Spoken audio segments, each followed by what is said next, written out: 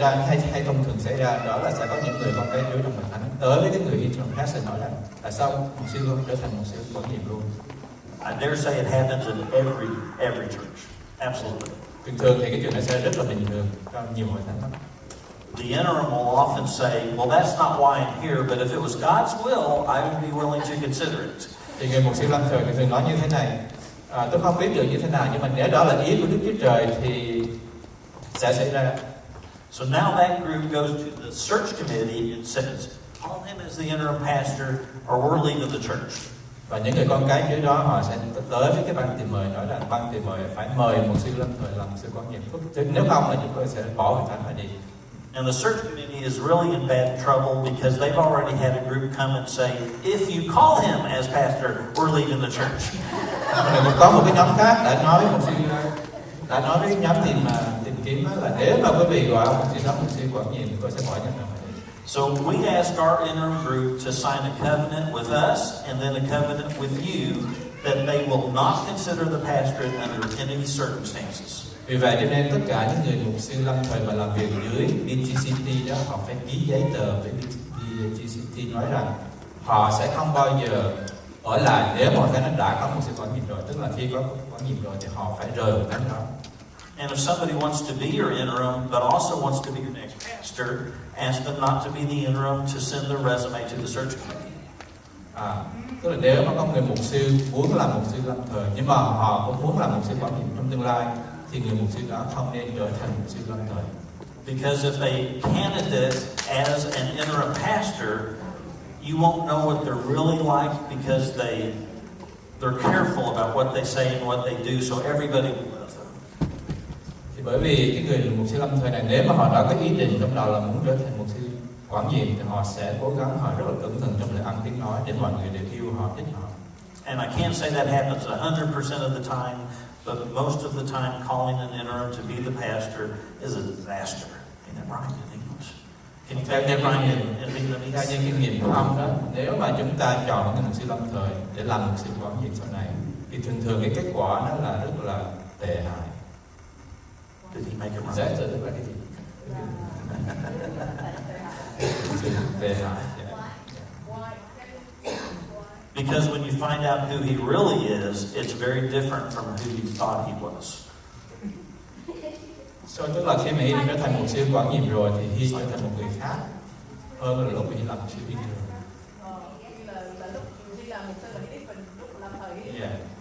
Tại vì khi mà Hy làm sư thời theo ý Hy thì Hy rất là cẩn thận trong lời ăn tiếng nói, trong sự đối xử, không có làm ai phật lòng hết. Nhưng mà đến khi Hy trở thành một sư quản nhiệm rồi thì là biến thành một người khác. He changed. No, he just becomes who he really is. Okay. He trở thành cái người mà Hy thực sự là người đó. Because we can all mind our P's and Q's for a while. I have two questions. I'm up here. Okay, I got two questions for you. I've been listening from beginning to now. Is it on? I think it's on. Yeah, it's on. I've been listening since beginning until now, and I got two questions for you. First one is, what are the deciding factors for the church to decide if we are pursuing to have an interim pastor or not? Can you give me some bullet points of deciding factors that the church needs to move forward or not? So that's my question number one. Can you hold the second question because I'll forget this one? Sure, yeah. Okay, let me translate. Câu hỏi của Thiện đó là những lý do nào là những lý do mà ông Carl có thể nêu ra để chúng ta biết chúng ta có cần một sự lâm thời. So the first thing I would ask is, does the search committee know? Are y'all doing the interim search as well, right? Who's doing who would be responsible for that? Well, that's what the church has to decide. We'll have process. Yeah, okay. So I think the leadership needs to kind of work with the church to decide what are the things that you would need an interim pastor to do, like the things that aren't done if you don't get any extra help. And then as a congregation, work to decide if that means you need to hire somebody else. Bottom line is, what unites the church? So if the church is overwhelmingly saying one or the other, that's probably a pretty good sign you should do that. If you're divided, then back to the drawing board. I think leadership has to come and say our best solution is and present that. Sau mình nghĩ rằng cái ban điều hành của chúng ta, cái ban tuyệt vời và cả hội thánh chúng ta phải làm việc chung với nhau thì chúng ta quyết định là bây giờ chúng ta làm cần gì. Để mà không có mục sư lâm thời thì chúng ta thiếu sót những cái gì. Và nếu có mục sư lâm thời thì chúng ta muốn người mục sư lâm thời đã làm những cái gì. Và như vậy là có giúp ích cho hội thánh hay không trong cái giai đoạn này. Đó là cái quyết định của cả hội thánh chúng ta chứ không phải là một vài người. Thank you for that. My second question is, would you recommend or not the church committee consult the former, seeking for consultation from the former pastor about searching for a new pastor? Isn't that the question I got at the Chinese church in Houston? Highest. Đó là câu hỏi của Thiện, đó là ban trên mời chúng ta có cần phải hỏi ý kiến của mục sư Dương, của mục sư đã rồi hội thánh chưa? I will tell you this in answer to your question. One of the top 5 tensions in a pastor's life are the presence of the former pastor and his family. Như ông đã nói rồi là nếu mà có cái sự hiện diện của người vợ hay người con của người mục sư cũ đó trong hội thánh thì có thể là cái vấn đề. But that again is based on that new pastor having that fragile ego. Mà bởi vì cái người mục sư mới đó họ có cái sự tự ái, có cái sự kiêu ngạo. And so if the new pastor comes in like George Mason at Wilshire, he followed a pastor 50 years, and they got along wonderfully. Rồi cũng có những người mục sư mới khác tới tức là họ rất là làm việc rất là tốt với những người bà mục sư cũng như những người con mục sư cũ thì nó năng. But I would be more concerned with the former pastor having input right now. Ông ta sẽ lo là những người ông mục sư cũ đó, mục sư có nhiều mà đã đi rồi đó, mà nếu mà có ảnh hưởng đến cái ban thịnh mời thì đó không tốt. Because a large segment of the church will be saying, if we decide this, that's going to hurt his feelings and his family's feelings. Và một số con các Chúa sẽ lo rằng nếu mà chúng ta quyết định như thế này thế nào sẽ làm buồn mục sư và bà mục sư. So I think that's something you as a church have to talk about and decide, are we able to do this with that presence? Chúng ta là cả hội thánh chúng ta phải quyết định chúng ta nên làm. And it's a very difficult thing and probably more difficult in Asian cultures. Và đó không phải là dễ làm bởi vì nhất là trong cái hội thánh Á Đông như chúng ta. So again, I think be very careful because as the pendulum, there's people very emotional on both sides of that issue. Và chúng ta phải cẩn thận bởi vì có hai nhóm người, có thể hai nhóm đều rất là strong về cái vấn đề đó. And I met his 2 wonderful daughters this morning. Và ông Carl đã gặp 2 người con gái của ông Dương. I think his wife is probably with him today. Và có thể bà Mục Sư Dương đang ở với ông Mục Sư Dương trong buổi sáng này. But many churches tell me they were, sorry to see the pastor go. Và nhiều người thánh nói rằng họ rất là buồn vì thấy Mục Sư của ông phải đi. They just wish he could have left his wife. He could have left his wife. Well, I mean, left her in the church, not divorced, but just left her. She could stay. I wanted to make sure I understood what you were saying. Thank you for doing that. Và nhiều người thánh rất cao rằng là ông Mục Sư đi nhưng mà cứ để vợ con ở lại đừng có đem bà Mục Sư đi. But as somebody here earlier said, they are a team. Và nhiều người nói rằng là từ ông bà Mục Sư Dương là luôn là một cái đồng đội với nhau. Some pastors, not saying this is the right thing to do, but they'll say, my family and I will be gone for a year after that new pastor gets there. Và những người mục sư đó họ nói rằng họ sẽ đi vắng hội thánh 1 năm khi mà mục sư mới tới. And then they come back. Và sau đó họ sẽ trở lại. Sometimes that works, sometimes it doesn't. Và có thể là nó sẽ một chuyện thế đẹp nhưng có thể là sẽ không. Some new pastors make that former pastor, or ask the church to make the former pastor what we call a pastor emeritus. Có nhiều thánh thì họ khi mà mục sư mới tới đó thì họ là mời cái người mục sư cũ trở lại như là một người emeritus, tức là cố vấn. And sometimes that works, and sometimes that does not work. Có nhiều thánh thì cái đó nó work nhưng mà có nhiều thánh thì lại không. Yeah, I mentioned Dr. Criswell. So again, you're asking questions I really don't have an answer for, but part of the process here would be to let's work through those questions. Coi như là chúng ta khi mà có những câu hỏi như vậy, khó khăn như vậy, chúng ta cả hội thánh chúng ta cần phải cố gắng giải quyết. And sometimes that's not a church-wide discussion. Mà nhiều khi nó không phải là cả hội thánh cần phải bàn thảo những vấn đề đó. But more of a transition team approach to figuring it out. Có thể là công việc của cái ban chuyển tiếp phải giải quyết. And then learning or teaching the church so that the church can learn together what those issues are and why they have looked towards that solution. Cái ban chuyển tiếp đó sẽ huấn luyện cho hội thánh biết tại sao họ phải có những cái quyết định của mình. Yes. Hello, I'm Pastor Carl. Could you speak a little bit about to how a church selects a search committee?